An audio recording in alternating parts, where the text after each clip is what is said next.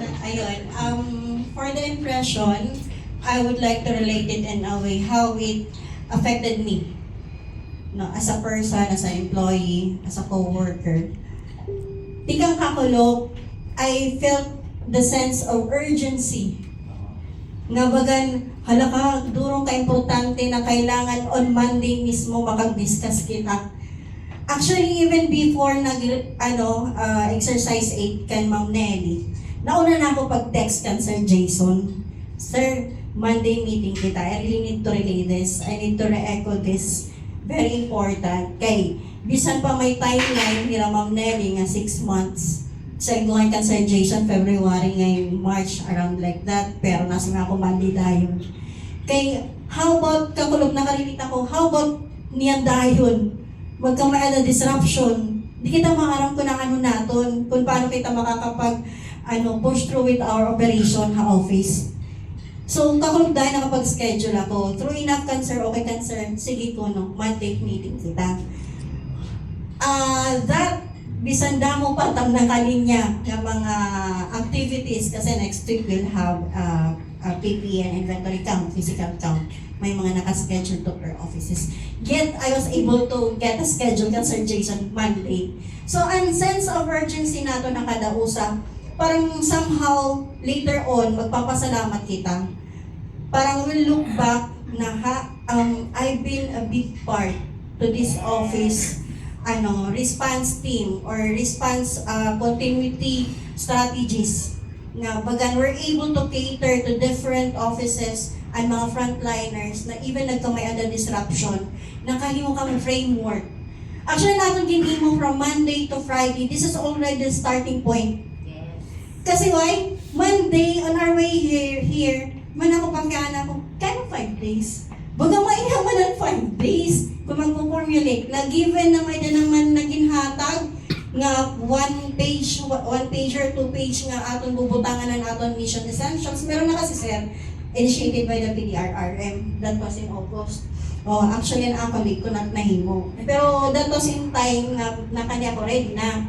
Pero, very shallow and ako na understanding of PSCP formulation. Okay, list of equipments, missions, essentials, and wala ko nga ni ka-deep identified kung ano na akong mission essentials. Pero from day 1 up to yesterday, bagan naubusan akong words. How to formulate ang mga strategies, para nagpapapriyas na ang mga strategies niya, ang mga people and everything. Pero there's more to it pala. Kumbaga, pagbalik naton, at least din na zero knowledge. Di ba? May natin ka nga nakita 1, 2, pagtugtong nala, pag-refine nala, and after that, implementation na. Parang dako hiya nga, magiging bulig. Biskan na office nala nato, lang na accounting, unang-unaon ko, mag-backdown ng amon i-ingas, adutan nga transaction ng province.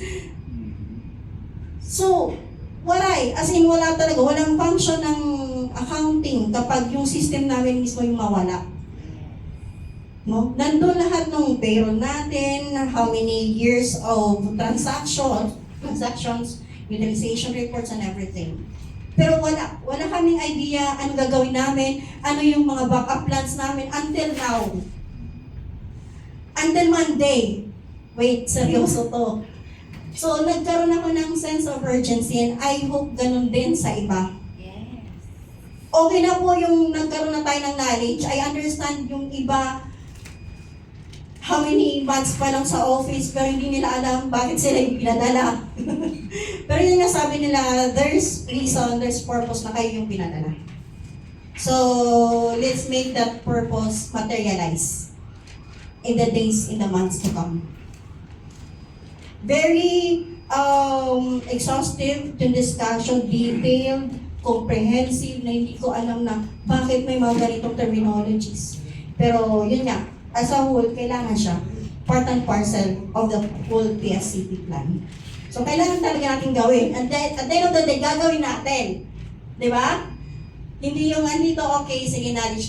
Pero at the end of the day, kailangan magpasa. May deadline. So, gagawin mo pa rin at the end of the day. So, better make it,